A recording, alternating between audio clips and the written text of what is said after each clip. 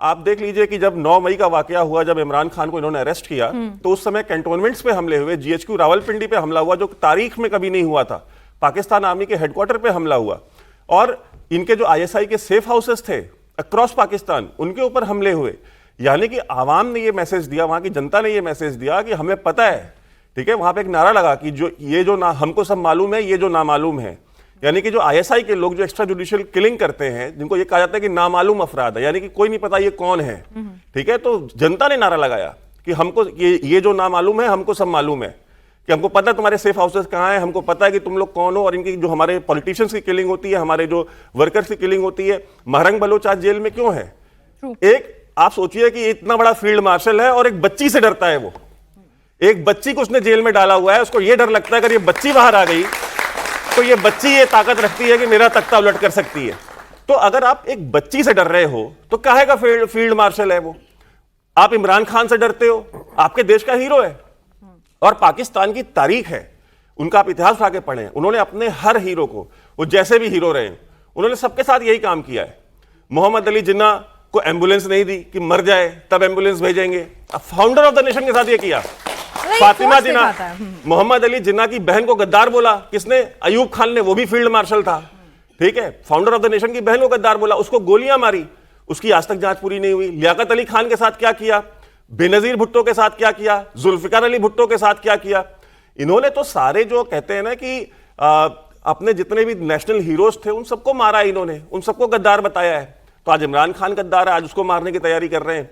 तो उसको मार क्यों नहीं रहे? क्योंकि प्रेशर बड़ा है, सऊदी अरेबिया का प्रेशर भी बहुत है। सऊदी अरेबिया ये कह रहा है कि अगर उसको मार दिया तो बड़ी दिक्कत हो जाएगी। उसको मारना नहीं, नवाज शरीफ को भी मारना चाहते थे, उसको भी सऊदी अरेबिया ने नहीं मारने दिया। सऊदी अरेबिया ने कहा कि भाई हमारे यहां भेजो, तो आपको याद होगा कि वहां से निकले और फिर जेद्दा गए। तो ये सारा का सारा पाकिस्तान की आर्मी का इतिहास है। वो डरते हैं, बुज़दिल लोग हैं, कायर लोग हैं।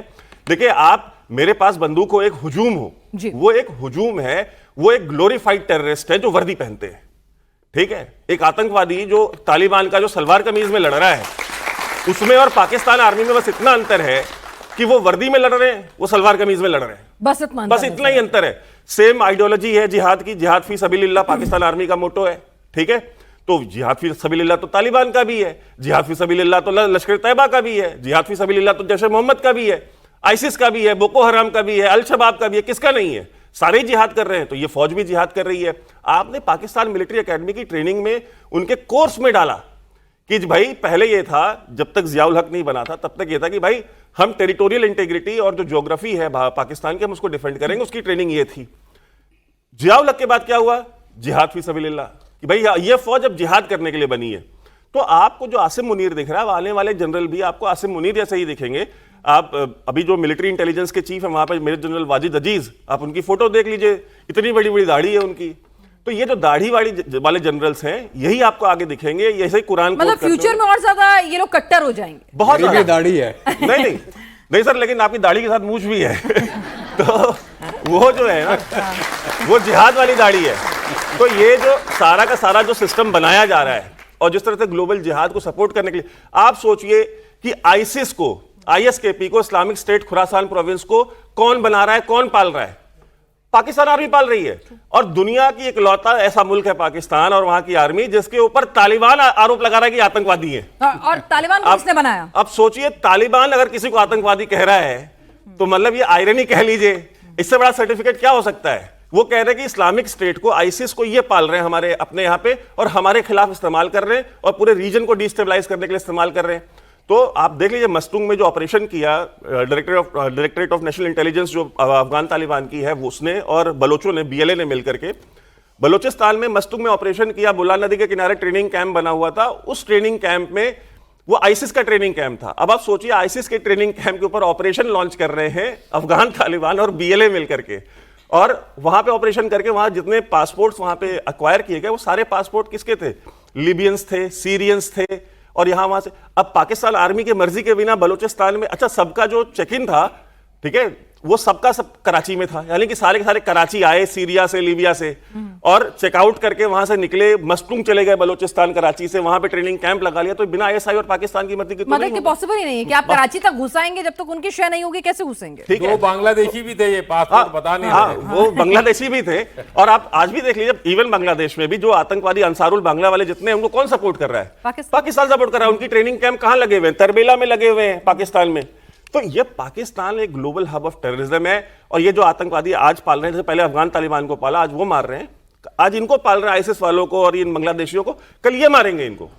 और आपको ये बता दूं, म्यांमार में एक चीज, म्यांमार में जो अराकान जो आर्मी है, जो एक आतंकवादी संगठन है, जो वहां पे बुद्धिस्टों को जिन्होंने जिंदा जलाया और जिसके बाद म्यांमार में एक ब्लोबैक आया, उसका जो लीडर है अताउल्ला जुनूनी, वो कराची में पैदा हुआ, वो कराची का रहने वाला है, वो म्यांमार में आतंकवाद चला रहा है, वो वहां पे संगठन चला रहा है। मतलब कुल मिला के आतंकवाद जो है वो मेड इन पाकिस्तान ही है। बिल्कुल, मतलब हो कहीं भी रहा हो, मतलब आतंकी और आतंकवाद मेड इन पाकिस्तान एक है। आईएसआई मार्क यहाँ होता है, एक आईएसआई मार्क एक आईएसआई आतंकवाद मार्क का भी है। पाकिस्तान से लगता है। और वो कहीं भी आप अगर पूरी दुनिया में उठा के देख लेंगे, कहीं ना कहीं जो भी आतंकी निकल कर आते हैं, उनके तार, उनकी ट्रेनिंग, उनके हैंडलर, उनका साजो सामान, पाकिस्तान का कुछ ना कुछ लिंक जरूर आता है।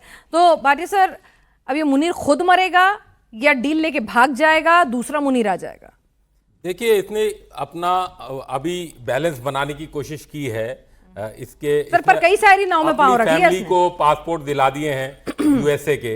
अब कुछ सुनने में आ रहा है कि कनाडा भी जा सकता है ये, क्योंकि अब तक जो आज से मुशर्रफ से पहले के जो जनरल थे, उन सबको बड़ा आसानी से पासपोर्ट मिल जाता था यूएसए का या वेस्ट का। उसके बाद से आपने देखा होगा कि ये मुश्किल होने लगा, क्योंकि ये रेडिकलाइजेशन जो आर्मी में आने लग गई और ये जो दाढ़ियां बढ़ने लग गई और मूछें जो हैं वो कटने लग गई, तो तब से क्या हुआ कि वेस्ट ने भी थोड़ा सा अपना हाथ पीछे कर लिया। चाइना ये जाना नहीं चाहते, 90% इनकी जो सप्लाई हो रही है मिलिट्री हार्डवेयर की, वो चाइना से आ रही है। तो इन्होंने कहाँ बसना शुरू किया? इन्होंने मिडिल ईस्ट में बसना शुरू किया, इन्होंने टर्की में बसना शुरू किया, इन्होंने स्पेन में बसना शुरू किया, फ्रांस, ग्रीस, ये ऐसी जगह जाके ये जनरल भाग के घर ले लेते हैं। और मेरे से जनरल पूछते थे जब मैं इस्लामाबाद में था कि सर आपने घर कहाँ बनाया? मैंने कहा एक छोटा सा घर बना रहे हैं यार गुड़गांव में। बोला छोटा सा घर?